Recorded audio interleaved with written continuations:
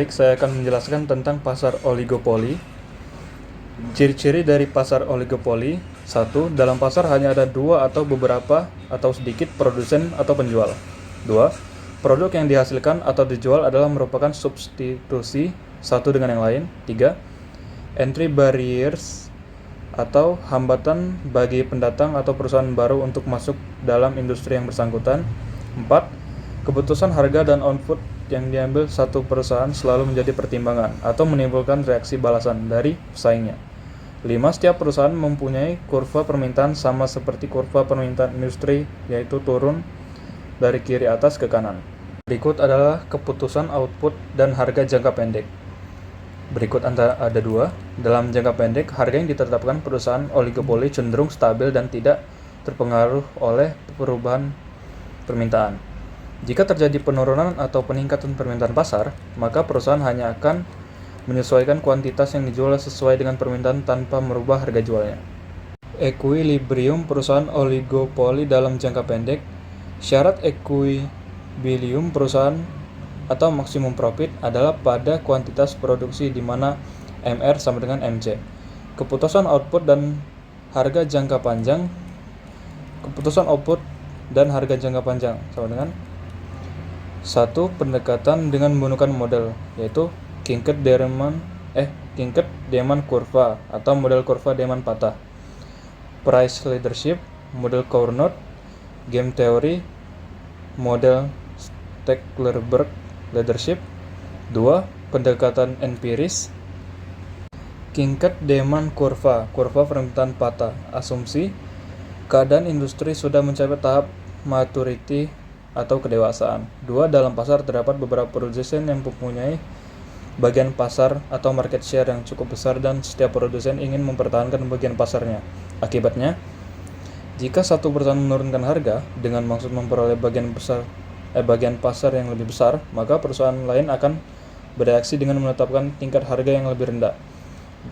Jika satu perusahaan menaikkan harga, maka perusahaan lain dalam industri yang bersangkutan tidak mau mengikutinya. Price leadership atau pemimpin harga. Asumsi. Yang pertama, hanya ada dua perusahaan dalam industri. Yang kedua, keduanya setuju untuk membagi pasar sama besar atau sama rata. Yang ketiga, struktur biaya dari kedua perusahaan tersebut berbeda, yaitu perusahaan B mempunyai struktur biaya yang lebih rendah dibandingkan perusahaan A. Dalam kasus ini, perusahaan B akan menjadi price leadership. Selanjutnya, model Cournot. Asumsi. Yang pertama, hanya ada dua perusahaan dalam industri atau model duopoli. Yang kedua, biaya produksi sama dengan 0. Yang ketiga, ada hubungan interdependensi atau ketergantungan antara produsen. Yang keempat, kurva permintaan pasar yang dihadapi produsen adalah garis lurus.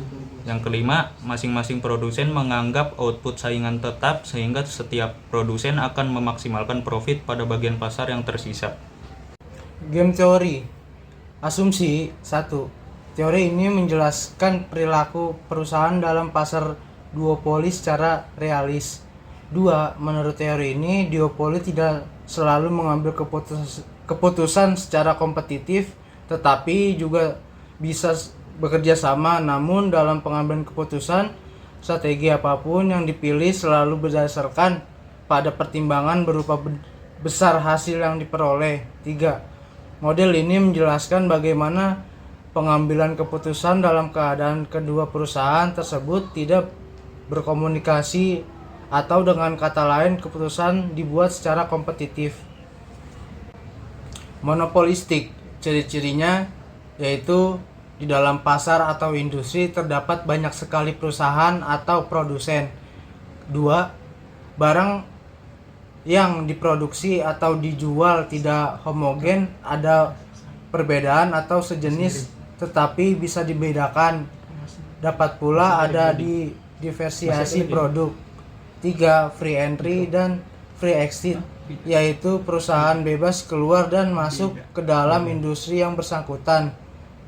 Selanjutnya, implementasi adalah setiap perusahaan sedikitnya mampu mempengaruhi harga pasar karena produk yang dijual mempunyai perbedaan atau keunggulan tertentu dibandingkan produk pesaingnya.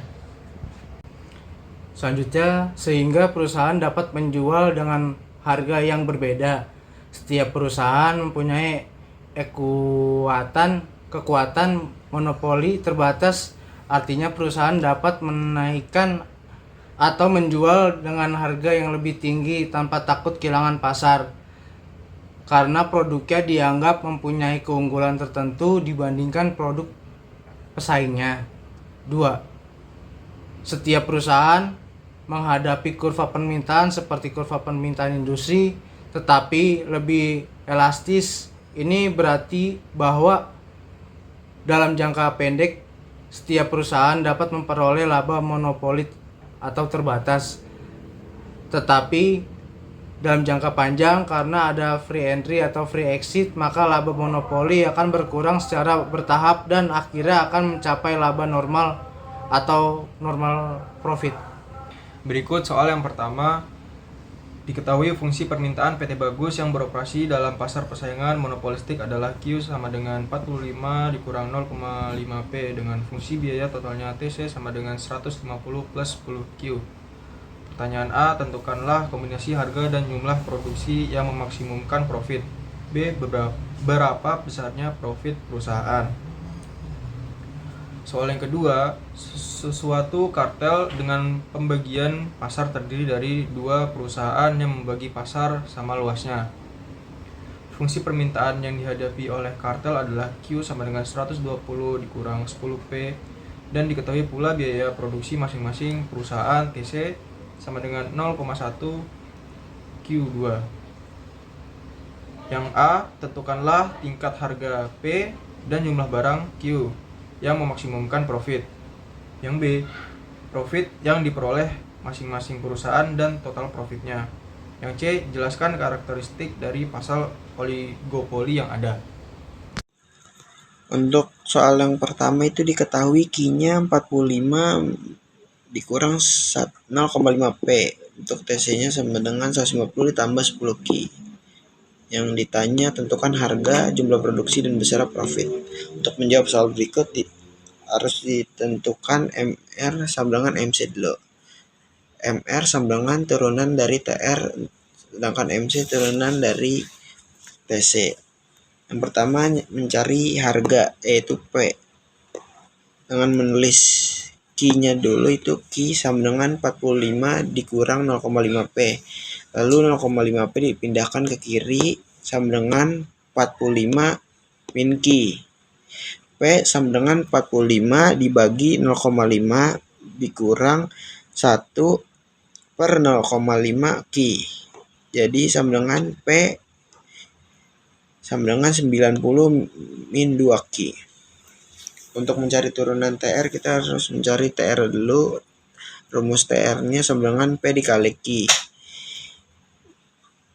P-nya 90 dikurang 2Q dikali sama dengan Q. Jadi TR-nya 90Q min 2Q kuadrat. Diturunin jadi MR, yaitu 90 min 4Q. Lalu mencari turunan TC dari yang TC-nya 150 ditambah 10Q menjadi MC-nya 10. Lalu di sini ditulis MR sama dengan MC. MR-nya 90 min 4Q, MC-nya 10. Lalu diturunin lagi min 4Q sama dengan 10 dikurang 90. Min 4Q sama dengan min 80. Lalu Q sama dengan min 80 dibagi min 4, yaitu 20. Lalu mencari besar profit itu rumusnya TR dikurang TC. Kita harus mencari TR dulu. TR 90Q min 2Q kuadrat sama dengan 90 dikali 20 min 2 dikali 20 kuadrat sama dengan 1800 dikurang 800 sama dengan 1000. Jadi TR nilainya 1000. Untuk TC-nya 150 ditambah 10Q sama dengan 150 ditambah 10 kali 20 sama dengan 150 ditambah 200 sama dengan 350. Jadi untuk mengisi TR dikurang TC-nya 1000 dikurang 350 sama dengan 650. Jadi besarnya profit tersebut adalah 650. Untuk soal yang nomor 2 itu diketahui Q-nya 120 min 10P, TC-nya 0,1 Q kuadrat. Yang ditanya itu tentukan tingkat harga P dan jumlah barang Q yang memaksimumkan profit. Mencarinya itu dengan cara ditentukan MR sama dengan MC. MR sama dengan turunan TR, sedangkan MC turunan TC. Untuk mencari P-nya kita harus menulis Q-nya dulu. Q-nya sama dengan 120 dikurang 10P. Lalu 10P dipindahkan ke kiri. Yang sebelum min jadi plus. Jadi 10P ditambah 120 min Q. P sama dengan 120 dibagi 10 min 1 dibagi 10 Q. 10 kali Q. Jadi P-nya tersebut sama dengan 12 dikurang 0,1 Q. Lalu di sini mencari turunan TR. TR sendiri mempunyai rumus P dikali Q. P-nya itu 12 dikali 12 min 0,1 Q dikali Q.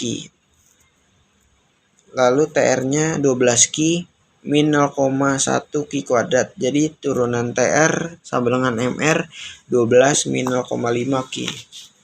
Untuk TC-nya 0,1 Q kuadrat diturunin jadi MC yang hasilnya 0,2 Q. Lalu mencari jumlah barang Q yang memaksimumkan profit. MR sama dengan MC, MR-nya 12 dikurang 0,2 Q sama dengan MC-nya 0,2 Q. Lalu ditulis 12 sama dengan 0,2 dipindahkan ke kanan jadi plus ditambah 0,2 Q. Lalu 12 sama dengan 0,2 Q ditambah 0,2 Q jadi 0,24. Lalu Q-nya menjadi 12 dibagi 0,4 yang hasilnya 30.